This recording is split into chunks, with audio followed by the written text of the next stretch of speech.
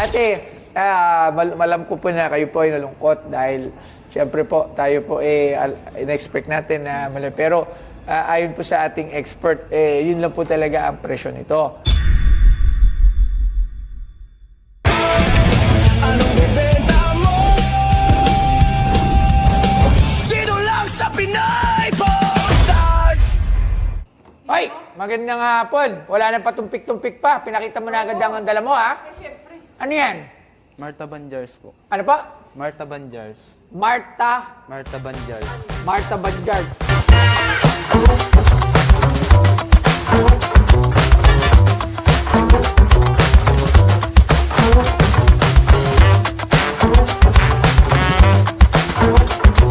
Alam mo ba? Ang pangalang kamot ay mula sa salitang Filipino para sa scratch. Ito ay tumutukoy sa natatanging parallel, parang scratch-like horizontal indentations o combed pattern na makikita sa itaas na bahagi, balikat ng garapon. Karamihan sa mga banga ng kamot ay nagmula sa China at dinala sa Pilipinas sa pamamagitan ng maritime trade. Sa kasaysayan, ang mga ito ay utilitarian kitchen vessel na ginagamit para sa pagbuburo ng mga likido tulad ng suka o base na alak at pag-iimbak ng mga pampalasa o asin. At ang binibenta sa Pinoy Pawn Stars ay ang vintage jar. Ang Marta Banjard ay isang uri ng banga na ang pagmamayari sila John and Marta. Okay, so ano muna pangalan mo muna? Christian Nick po. Ano? Christian Christian Nick. Taga saan si Christian Nick? From Samar po ako po. Shamar. O, saan mo naman nakuha to? Di bali galing po ito sa mga ancestors po namin. Anong Galing. kakaiba dyan? Hindi ba ito yung mga nilalagay ng mga patay? Hindi po. Ay, hindi ba? Ano pala to? Ang bigat, ha? Yes po. Ceramic po. Ceramic. Ceramic. Ano naman ng ano dito? Ano naman ng special Almost, dyan? 300 years na po ito. 300 years na yan? Yes po. Totoo ba? Paano mo naman napatunayan 300 years na yan? Galing pa po sa mga ano po. Di bali, kwento po ng tita ko po.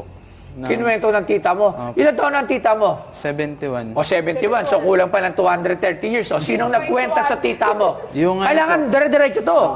Sino? Yung ano po, yung tatay niya po. Tatay niya. Ilang taon na yung tatay niya? Dati. Patay na po yung O, ilang taon na matay? 80 plus. 80 plus 30 plus... Hindi, 200. So 100. 100 plus 150 pa. 170. Kulang pa ng 130 years. Tapos Sino pa? Yung tatay po ng lolo ko. Oh, tatay ng lolo niya. Ilang taon? So ilang taon? Yes po. Tapos yung sa ano niya po, yung sa tatay niya pa po.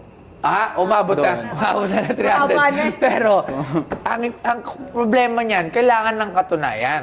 So, kailangan dalhin mo dito yung lolo ng lolo ng lolo ng nanay mo. Wala na nga. Huhukayin pa po ba? Ay, paano natin mapapatunayan? Okay, pero hindi. Sige, meron tayong expert para dito. Pero ang tanong, paano naman, ano tawag mo nito? Marta Banjar po. Marta Banjar. Saan mo naman sa Google? Yes po, sinerge ko po. Antique talaga. Maluma na talaga. Alright, magkano mo naman binibenta to? Sa ano po, sabi niya po 100K daw. 100K, alright? So, may nakita ako nito sa eBay. Magkano? 141. 141 and sold siya. Tapos, buo siya. Okay, so para makasure din tayo, tawag din tayo ng isang eksperto pagdating sa mga kalumaan at mga antik-antik. At galing sa ibang mundo. So, natin si Sir Arman Dimaranan. Arman! Pare, pasok pare. Sir Angelo. Kasi pag mga luma-luma, Sir Angelo. Wala si Sir Angelo, mahirapan niyang hindi makita sa video. Okay, luma. Yes, luma to. Ang tawag? Kamot jar. Kamot jar. So, siguro baka may iba-ibang tawag kasi ang tawag niya, Marta Ban. Hindi, Martaban, nag-originate talaga yon sa China. China, Mertoban. Martaban. Martaban. Oo, mga glazedware yon. Glazeware. Glazeware, glazed jar. Okay. Ito yon. Okay. Pero yung disenyo niya, Kamot. nakita mo to. That's why they call it kamot. Kamot. Okay. So, kamot pala to. Tapos, yung uses nito, kadalasan ginagamit to, lagyan ng tubig, pwedeng pag-ferment ng alak, bagoong, or Alright. nung unang panahon. Mga Chino talaga nagdala sa atin. China talaga, okay. Tsaka may bangkay. Di ba? Yung mga, yung mga luma-luma. Ito, luma na talaga eh. Oo, pero meron kasing gawa nito na dito na ginawa sa atin. Okay. Pero ito, ano sa tingin mo? Ako sa tingin ko, luma eh. Ito, may luma din talaga. Mga around 1920s, 30s. 1920s. So, walang 300 years. Wala. Eh, ba't sabi niya 300 years? Sabi kasi sa kanya, kwento, Hindi pwede kwento na 300 yun. years to kasi Napasa-pasa iba yung na disenyo. ng kwento. So, ito, kahit search mo sa iba't ibang portal ng mga antique, yung mga marketplace kung saan binibenta, usually binibenta to 2,325 lang. 2325. Pero makikita mo talaga, iba na rin yung ano nyo. Ito, ganito talaga yung gawa niyan. Pero ito, minasilya na eh. Hindi, marka yan ng tubig. Kapag nag-crack yung glaze jar, yung mga sediment, yung mga, ano tawag? Di ba? Ay, nadinikit yun. Hindi, marka yan.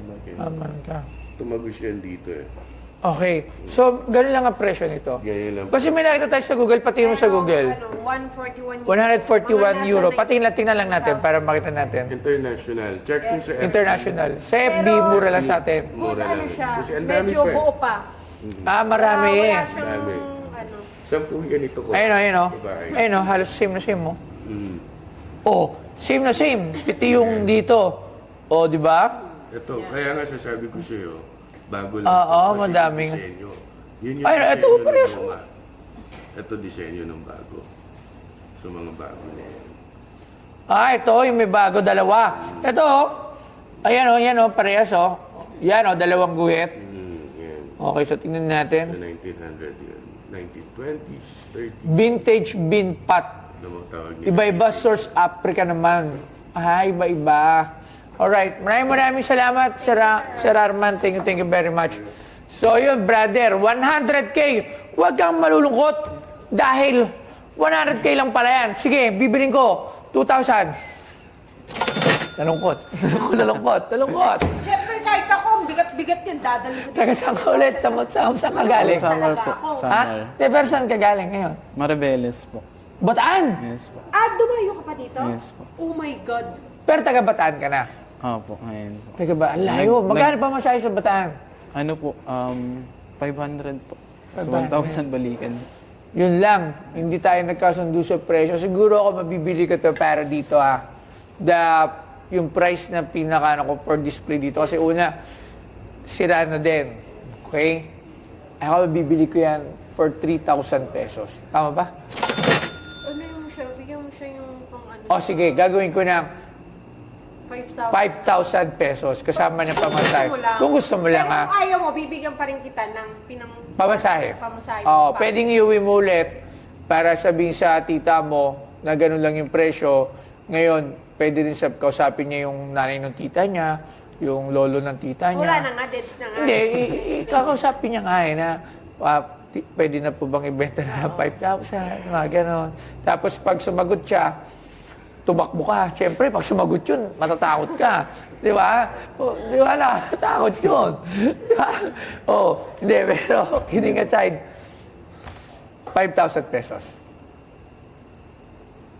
Pwede mo tawagan yung tita mo muna para kung gusto, para hindi ka na... Andiyan ba? Kasama mo ba ngayon, tita? Ayun po yung- Hintay mo na, nagpaparamdam si tita. Yung anak niya po. Tita. Hindi. Yung anak niya. Ayun pala. Akala ko. Hindi lang. Akala ko nagpaparamdam si tita. Kasi iniisip ko. Yung anak niya po. Ha? Yung anak niya. Anak lang yan? Anak lang? Pinsan. Hindi pa siya yung pinakatita. Hintay lang. Tapos Matanda po na kayo po rito. kasi yung ano eh. Ano bang pangalan nila? Ganito yung sabi. So, mother nyo, kayo, ano nyo po siya? Anak? Pinsan. Pinsan. So, yung nanay nyo po, Siya pang ano nito. may-ari. Hindi pa, pinamana lang. Pinamana lang sa kanya. Sige po, ganito, hawakan po natin to. Hawakan lang po natin. Hindi, hawakan lang po natin lahat. Hawakan po natin. Kawa kamay. Hawakan po natin. Ngayon, ipaalam po natin sa totoong nagmamayari, sa nanay ng nanay nyo. Wala na pa, sumagot Wala na pa po yun siya eh. Ha? Wala na. Hindi po, hawakan nyo na po. Sasagot, Wala na po eh. sasagot, tanong po natin kung papayag siya ng 5,000 dyan. Sige po, subukan po natin. Ano po pangalan? Ano po pangalan? Delmo po. Delma. Hindi, nung totoong nagmamayari. Yung noon pa. Noon pa po. Yung kalululuhan ko. Opo. Lodigario. Lodigario. Ang pangalan, paano kayo pumasok? Hindi. Tingnan natin kung sasagot si Lolo Digario. Okay po. Lolo Digario. Alam, masama yung Ha, masama ba yun? Ano pa yan dito? Baliw. Malay mo para malaman natin kung papayag sa 5,000. Sila lang mag-decide kung na nakita. Ano? Hindi, joke lang po. Okay po. Ate, malam ko po na kayo po ay nalungkot dahil siyempre po, tayo po in-expect natin na mali. Pero ayon po sa ating expert, yun lang po talaga ang presyo nito. Marami pa din po sa online at kung saan-saan pa po makikita. Kaya po kami nag-decide si Mrs. na yung mag-offer ng halagang 5,000 piso lang. So, yun. So, sobra na ho siya dun sa totoong pwedeng presyo niya. Pero, kung ito ay may katunayan na 300 years, pero kasi nga sabi, hindi to pumasok sa 300 years kasi sa design, siguro baka, hindi ko po dinidiscredit yung inyo pong kwento. Kumbaga, ang ating expert bumase sa disenyo kasi kalimitan talaga, bumabase talaga ho yan sa mga disenyo. Kumbaga, itong year na ho to, ganito ang design niyan. Ito, di ba? So, ayun na. Gusto nyo, tawagin ho natin si Lolo. Si Mother. Tawagin natin si Mother. Mother. Ha? Hindi nga, dito lang. Mother! O, tinan mo, may echo.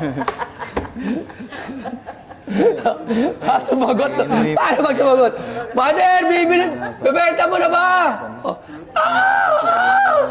Hindi na mahirap. Pwede niyo pong tawagan. Opo. Apa. Sige po, kausapin niyo po muna at tayo po ibabalik. Antay natin hanggang sa pagbabalik. Okay, naanyaya namin kayo sa darating na March 18, 19, 20, 21, 22. 4 na taong anibersaryo ng Pinoy Podstar at marami tayong aabangan dyan. So lahat ng episode natin ngayon, ipalabas nyo ito ngayong linggo na to. Ha? Dahil ito yung may mga promotion natin na huwag nyo kakalimutan. Inaanyayaan namin kayo sa unang araw, meron tayong antiques and memorabilia. Hindi, mali. Ano? Unang araw natin is Tama. Okay. Katulad nito, ito ay kung mabebenta to ngayon, makikita nyo to dito. Di ba? Tapos sumunod na araw, Huwebes, basketball. Basketball memorabilia, nandiyan ang ating mga sikat na mga basketballista, ng mga legends at current PBA players. At makikipag-picture-picture sila rito, kasama natin at maaari rin kayo makabili na kanilang mga gamit at kanilang mga damit at kanilang mga pre-lab, alright? So makikita nyo dito ang mga iba't ibang klaseng koleksyon ng basketball. At syempre, sa March 20 naman, balik 90s tayo sa mga mahilig sa mga laruan. Napaunguna naman yan ni Sir Mike Pagulayan. Meron tayong cosplay contest. Pero din tayo dyan na arcade, yung mga mahilig sa mga lumang laro, magtatagisan ng lakas, ng galing at kung ano-ano pa. Meron din yan mga touching, mga larong batang 90s magpapaligsahan. At syempre, may mga papremyo yan. sa March 21 naman. Sa March 21 naman ay ang ating Moreton Auction na pinapangunahan. Syempre ng Moreton Auction, kasama ni Sir Armand Dimaranan at Michael Tai. Andyan mga lumang coins, mga mamahalin na gamit maaari kayong makapag-bid sa Moreton Auction. At nga pala, yung antik natin, meron din tayong quiz bee. Meron Battle of the Brains dyan, mga Battle of Trivias na ating aalalahanin sa paungunan ni Angelo Bernardo. At sa linggo, syempre, ang Sikat Bazaar kung nasaan. Nandito pupunta ang ating mga nagbenta, mga naglalaki ang artista, mga dating artista, at mga current na artista ngayon na magbebenta ng mga kanilang gamit. Hindi lang artista, pati mga influencers, mga vlogger, mga sikat na personalidad. So yun, ang dami ko nang sinabi. Antayin natin kung umokay na si nanay. So kasalukuyan tinatawag pa sa kabilang bahagi ng mundo. Tala muna. Tala muna drum roll. Pamasahe. Nagsasalita na eh. Hindi nga, bago mag-decide. Okay na po. Okay na, okay. Maraming. Ano daw po, pamasahe na lang sa pamasahe. Pamasahe? Yes po. O, dagdagan mo na, 5-5. Ay, Maraming salamat. Hindi, mura talaga, pero maraming salamat, sir. Thank you very much at maraming salamat sa pagpunta mo rin sa Pinoy Podstar. Mag-ingat ka po papuntang Bataan at kasama mo yung iyong pinsan. Maraming salamat. Thank you. Okay, bit-bit nyo na to, guys. nakaka-excite po at masaya din po na first time ko pong makapunta dito po. Thank you din po.